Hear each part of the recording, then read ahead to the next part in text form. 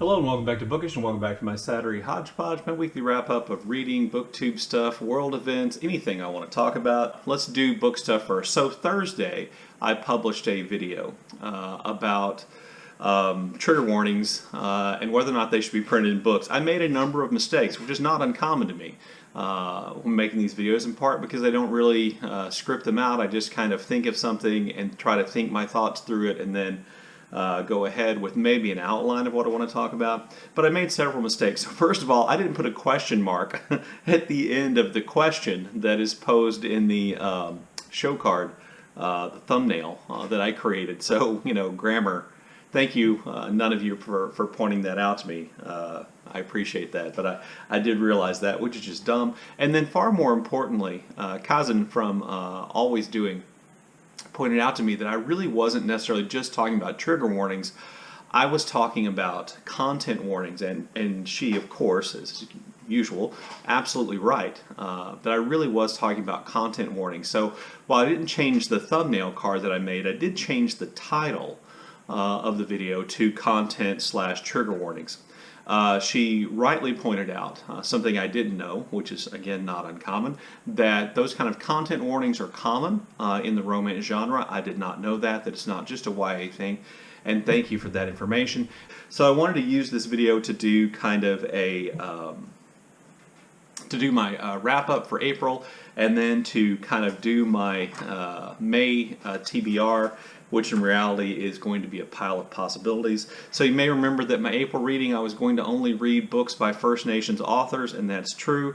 I picked out 6 titles that I wanted to read, and I only finished 4. Now, technically, today is April the 30th, so I have the rest of the day to try to finish one of the 2 books that I didn't complete, but I'm unlikely to do that, and we'll have to carry one of those over into May and not read the other right now. So the one I'm likely to end up carrying over into May is The Heartbeat of Wounded Knee by David Treuer, which is a history of relationship between Native American people and tribes here in the United States of America with the United States government, the continued struggle there. And the one I'm sure I'm not going to read at all is The Only Good Indians by Stephen Graham Jones, and I regret this.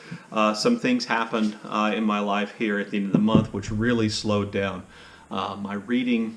Just, you know, some things that I'm just going to call life happened, but also then I really had problems with my eyes and eye strain, partly related to allergies. Really made it hard for me to read, particularly books in print whose, you know, print may not be that large. So I'll make those excuses for why I didn't get to all 6 books. But the 4 books I got to, I really absolutely loved. The first book I finished this month, I believe, was In My Own Moccasins, a memoir by First Nations author Helen Knott. And it is a memoir essentially of the trauma she experienced in her life as a First Nations woman living in Canada. And as you are probably aware, and if you're not, you should be, First Nations women are far more likely to be victims of sexual violence and to be victims of domestic violence and violence in general. And to a certain extent, where they're simply disappeared, and because of racism, because of inadequate law enforcement, or perhaps because people don't care, oftentimes those crimes go unpunished, uninvestigated, even unreported. And this memoir that she's written is intended to be provide kind of an anchor to First Nations women, or I believe to provide an anchor to First Nations women who've experienced this trauma, and her saying, you know, you can do it, you can move beyond it, you can still have a life in the least kind of pandering way I think possible. And one of the things I really liked about it is that part of her hope for that for herself and perhaps for other First Nations women was to kind of get reinvested in some of the traditional ways of life for members of the First Nation that she's a part of. And so I found that to be very powerful. I also read Our History is the Future by Nick Estes. This is an incredible work, I think, of political and Native American history, which essentially calls on Native Americans and their supporters to continue protesting and fighting against incursions on Native American land.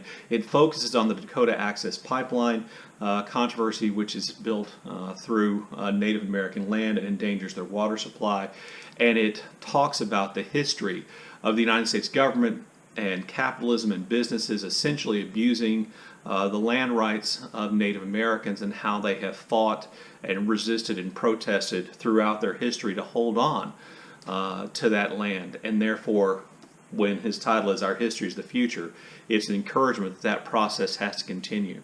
That looking to, that for First Nations people in the United States, looking to their past is a way of inspiring their continued protest and resistance, and it's really powerful, and I just thought it was really good.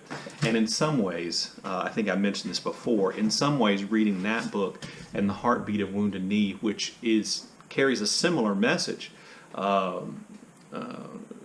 in some ways that was probably a bad idea because the topics are somewhat similar, even though they cover oftentimes vastly different things. The kind of spirit of both is similar, and that did slow me down a little bit in reading The Heartbeat of Wounded Knee. I'm sure you're all tired of hearing me talking about Nupamine by Leanne Betasmosake, Simpson, because this could be my book of the year. I just loved it. I read it, I gushed about it, and then I immediately started rereading it again. And for me, it only got better the second time through. It is intergenerational. It is a revival of First Nations culture. It is funny. It is a plea for the natural world and for the preservation of First Nations traditions and ways of life. A hopeful look at the way in which the future generations and different groups of First Nations people, whether they live on a reservation or not, are still preserving and holding on to that. And I just thought it was inventive and beautiful and incredibly powerful. So there, I've gushed about it again. And then I just finished The Yield by Tara June Winch about First Nations, which is kind of centered on the experiences of First Nations people in Australia. And I just finished this. This was a buddy read with Britta Böhler, and I thought this is a very, very good book. It is incredibly, I thought, nuanced in the way it presents the issues of First Nations people in Australia and their relationship with the white colonial settler population in Australia in the past and in the present. It remains at the end hopeful. It kind of stomped on my creeping cynicism and creates an avenue for hope, for healing, for preservation, for endurance for those people, those First Nations people. It is cleverly told in three very different parts, part a dictionary, part letters, and then part just a narrative involving the main character whose name is August. There are very few stereotypical characters in this book, and it is a book with lots of characters. And even within the main character, August's family, there are different reactions and different beliefs about how First Nations people should continue moving into the future. There are different representations, the way in which white Australia deals with and thinks about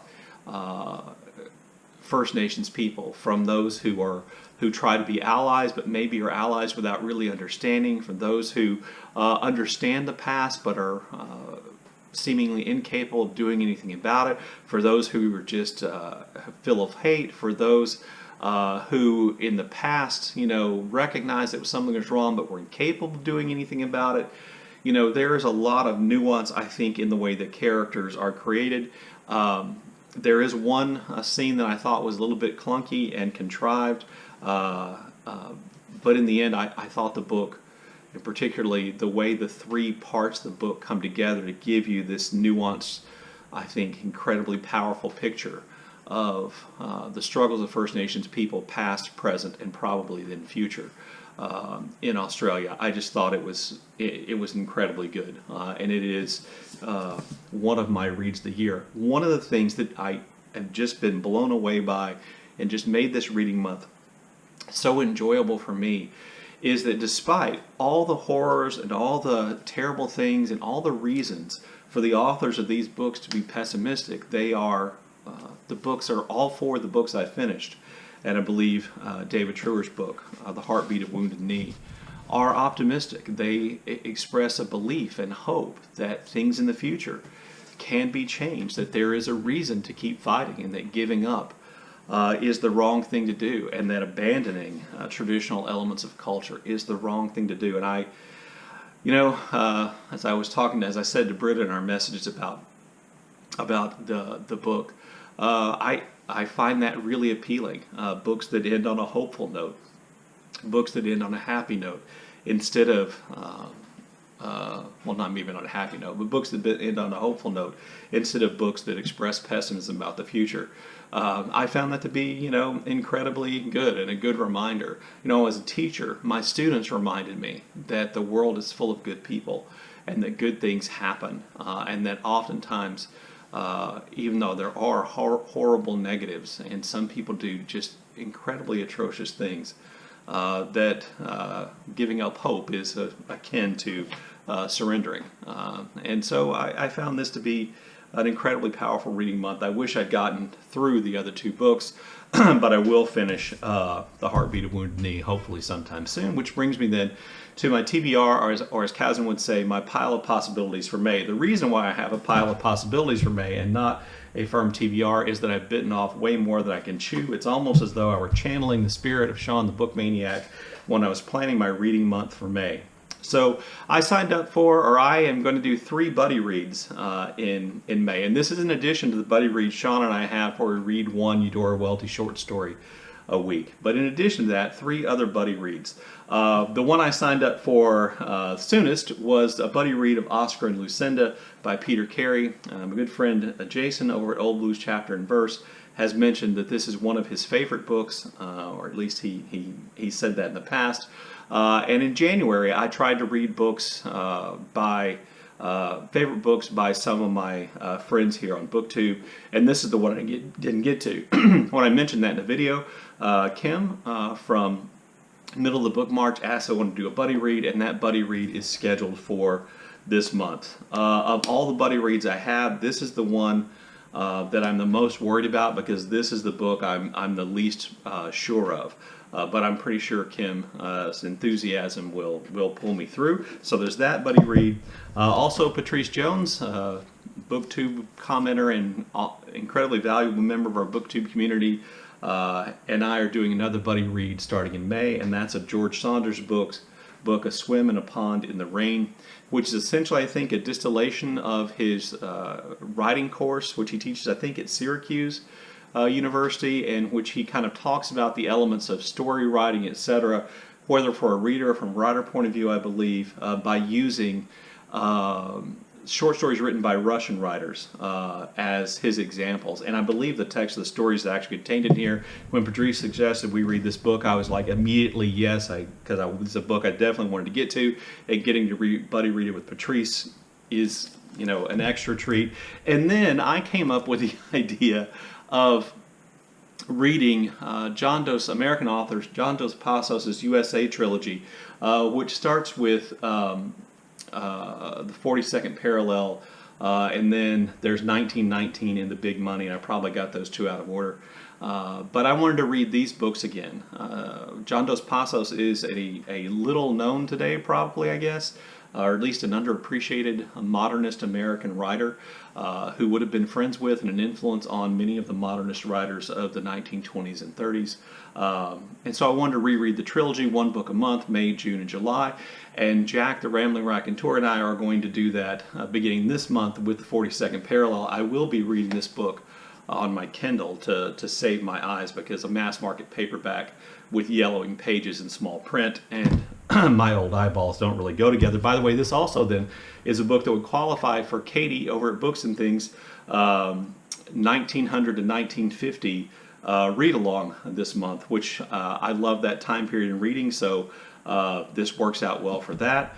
And then we get to the possibilities. So I'd also this month wanted to get to William Faulkner's novel Requiem for a Nun. This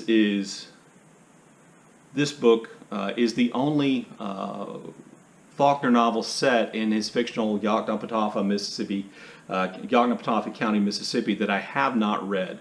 And in some ways, it's a sequel to Sanctuary, which is our Faulkner in August novel for this month. Faulkner in August, I host that with Alan from Big Heart Books and Classics, and last year we had the CodeX Cantina along with us, and so that will be in August. But I wanted to read this so I could clear all the Yoknapatawpha Faulkner off my list, and I believe this would also then qualify for. Let me check the publication date. Ooh, yeah, this was public copyrighted in 1950, so I'm going to count that towards Katie's 1950 or 1950 read along. And then I also want to read the World War I novel Fixed Bayonets by American, Texas author and Marine Jon Thomason, which is an American World War I novel that I have not read, and you may know that I have a real interest in World War I, and in particular fiction, an American fiction, written by those people or by men who actually participated in and fought in World War I. And so I wanted to get to Fixed Bayonets. That would also qualify. I'm not doing any of the challenges in Katie's read-along, other than maybe trying to read books from each decade of that time period, or some of the books from each decade. But I want to get to those books, but that's 3 books plus the 3 buddy reads. That's 6. I'm a slow reader. That's a problem. I had also hoped to, or planned on getting to I Is Another Name by Jon Fosse. This is volumes 3 through 5 in his septology, which began with The Other Name, which I read in January and I gushed about as just a great book. So I really wanted to get to that. I'm not sure that's going to happen this month. And I also wanted to get to what I think is the only W.G. Sebald novel I haven't read, and that's Vertigo, because I love W.G. Sebald, but that's way more books than I'm going to get read. So we'll just have to see where things go. If I had to guess, it's Fixed Bayonets and W.G. Sebald will be the 2 books that go, but maybe not. Anyway, so there's my reading, my TBR, my wrap up, my TBR, or pile of possibilities for next month. I will thank you for watching and I look forward to your comments in the comment section below.